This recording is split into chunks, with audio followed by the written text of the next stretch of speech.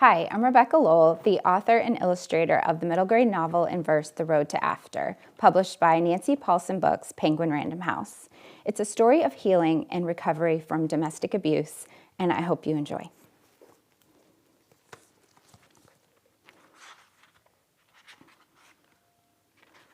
Part 1, Sprouting. The first step. Thunder banging on the door, voices yelling like lightning, but Daddy already left for work. A loud crack tells me the door to outside is wide open. Light pours in. Visitors. Who is here? I dash to the edge of the stairs to see. Lacey, says Mama, running up. Get ready, we have to go now. Your grandparents are here to help us leave. Leave? We're not supposed to go anywhere. We're not supposed to leave. We never leave home without Daddy. Now, Mama tosses a bag to me. Put on your shoes. My little sister screams, curling her toes. Jenna won't let Mama put on her shoes. She knows the rules too. Shoes mean going out, and we cannot go out without Daddy. You didn't tell me we were leaving, I scream. Mama replies, I couldn't. It wasn't safe then. Invasion. Tall men in black boots come up the stairs, footsteps like a storm. Thud, crash, crack. Their metal badges shine, even in our dim room, where dark brown fabric is pinned over the windows to keep out the light the way Daddy wants it. I stare at them, at their guns. Daddy wears his on a sling or leaves it in the fruit bowl and yells at us if we touch it. You have 5 minutes, one of them warns. As quick as I can, I cram things into the bag, but it's not easy with shaking hands. Suddenly, my grandmother comes upstairs, rushing past the men to give Mama a hug. But Meme isn't supposed to be here. Daddy says she's not allowed. If Daddy comes back now, the thought fills me with fear. My face feels cold. My feet won't move. I'm planted here like a tree. Mama reaches for my hand. It's okay, she says, looking into my eyes. We're going to be okay. Rules. Daddy has many rules, but Mama has rules too. We just have to do exactly what Daddy says. Stay quiet, stay inside, and if he wants to play along. If we follow these rules, everything will be fine.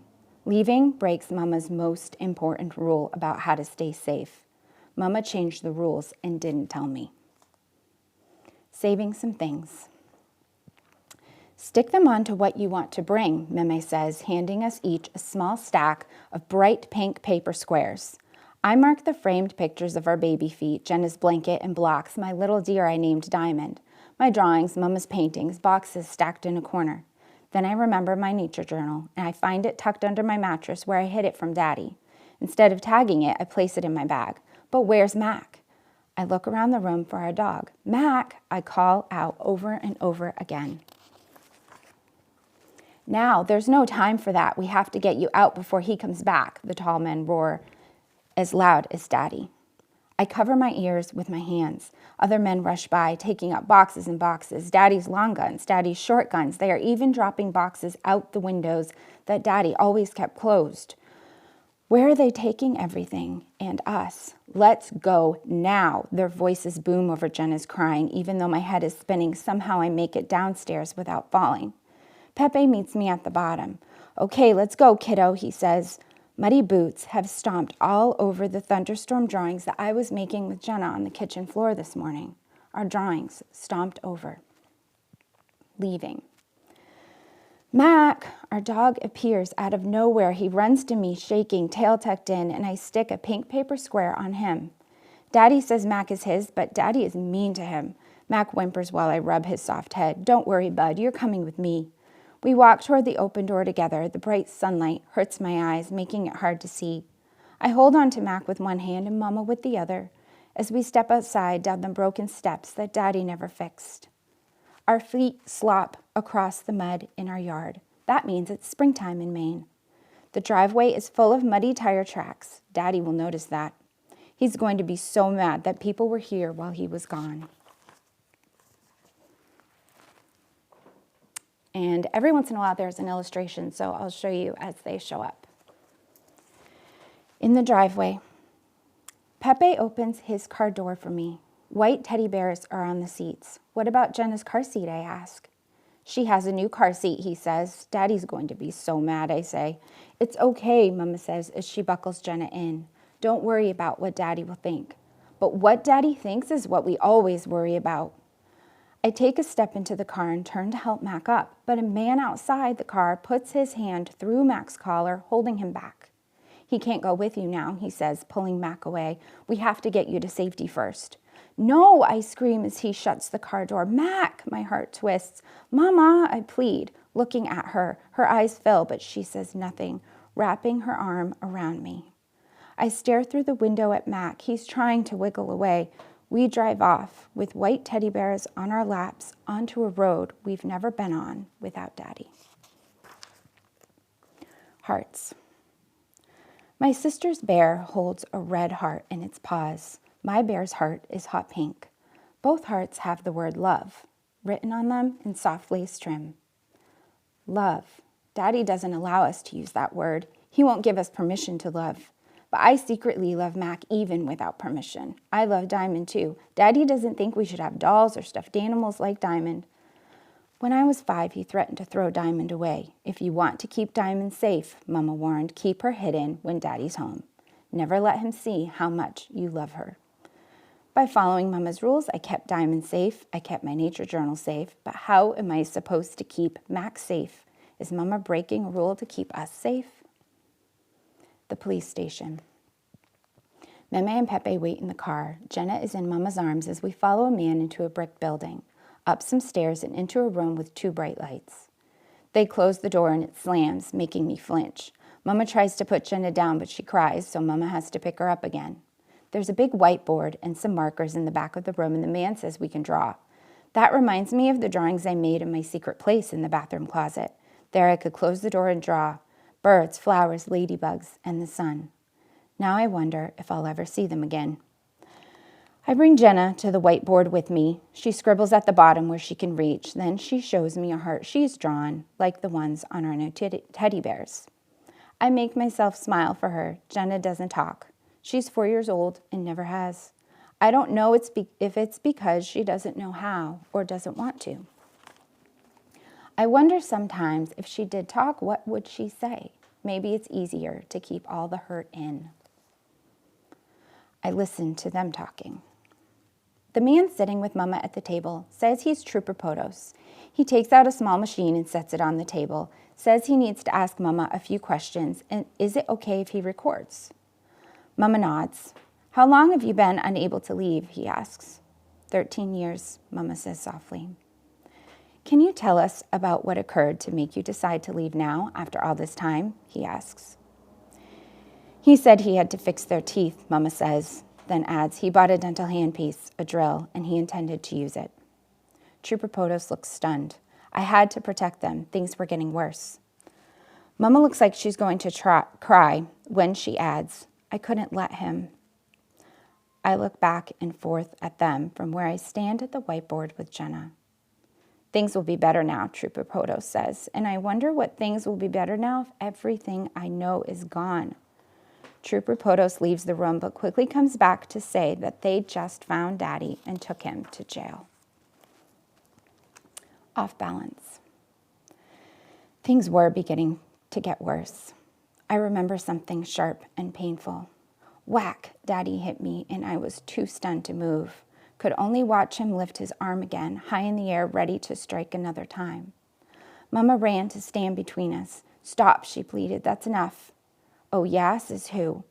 He got closer to her face, loomed bigger. Jenna cried for Mama from the floor.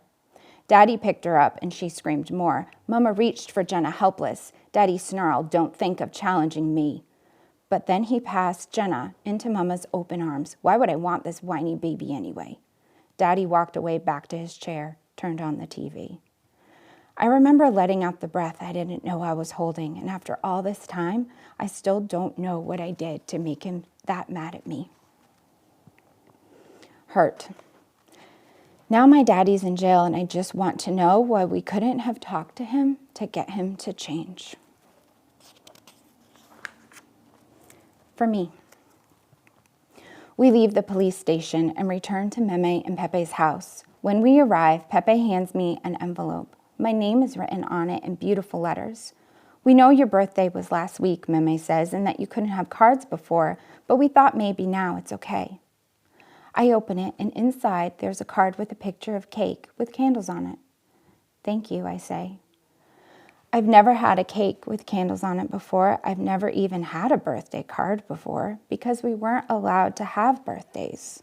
Another rule broken. Confusion. I used to know what to do to stay on Daddy's good side. Every night when we heard his truck coming up the driveway, we stopped everything. I hid my book, put away Jenna's blocks, our crayons, our pictures. I brushed my hair and Jenna's. Mama changed and put on her earrings. We knew what to do. We knew how to do things right. And if we messed up, we knew how to fix it. Now all I know is we live on the other side of the rules I thought I knew. Too much. The doorbell rings again and again. Friends, Meme says, they bring us food and toys and too much noise. I cover my ears but can't help hearing them talking. At least before, the daytime was quiet when Daddy was at work, and we knew that if we just did the right things, he wouldn't be too mad when he got home at night. Why couldn't we go back and keep doing that? What a shame, one woman says. Poor kids. He seemed like such a nice man, says another. He was such a charmer, a hard worker. But keeping Charlotte and the girls shut up like that? At least they're safe from him now. It's good he's in jail. I run upstairs to find Mama. She hasn't come out of our bedroom for days. She's not talking, not eating, not caring. I open the door and she's sitting on the bed, staring at the wall. Jenna's on the floor, and even though our room's full of new toys, she's playing with our old blocks, the ones Daddy almost put into the fire. All of a sudden, I need to scream. You made Daddy go to jail, I yell at Mama. You made us lose Mac. My heart pounds. She looks up at me blank-faced. And with her silence, I explode. You did this, I holler. It's all your fault. Then I hit Mama. My hand stings. I hold my breath. Jenna looks up at me, and her block tower tumbles over. Baking. Meme is baking, and the whole house smells like a cinnamon vanilla hug. This is something new. Back home, we didn't have a mixer or ingredients to bake. I nod when my grandmother asks if I want to help. This was your mama's when she was little, she says, and she places an apron over my head and ties it in the back. We measure and pour, mix and blend, and then in 12 minutes, we have the first chocolate chip cookies I've ever tasted. These are my new favorite food. Mama finally comes downstairs. Maybe it was the smell of our cookies. Bittersweet. Meme asks us if we want to go for a drive. Mama doesn't say anything, but I see her put on her coat, getting ready to leave, so I find my coat too. Going out reminds me of how Daddy used to change when we were in public, how he acted all nice. He smiled at cashiers and joked with us, so we smiled too, pretending we were a happy family. I always tried to make being around other people last longer, because as soon as we'd get back into the truck, the mean Daddy would return. Did you see how helpful that cashier was, Lacey? She's not lazy and useless like your mother. You want to grow up and be like her, not your mama. I just nodded. I knew better than to say anything back, because the one time I defended Mama, he didn't talk to me or look at me for days. Now that we've left, I'm sure only about one thing. Daddy will never look at me or talk to me or love me ever again. Even if I never knew whether he loved me for sure, I like to think he did. I wish I'd been able to say goodbye. In between. We go to Fortune's Rocks Beach and walk on the wet-packed sand at low tide in the cold breeze. The line between ocean and sky grays out. I skip a stone and it bounces away into forever. The beach is empty, just like I feel, gray and cold. Gray is an in-between color. That is what I am. In between. Thank you.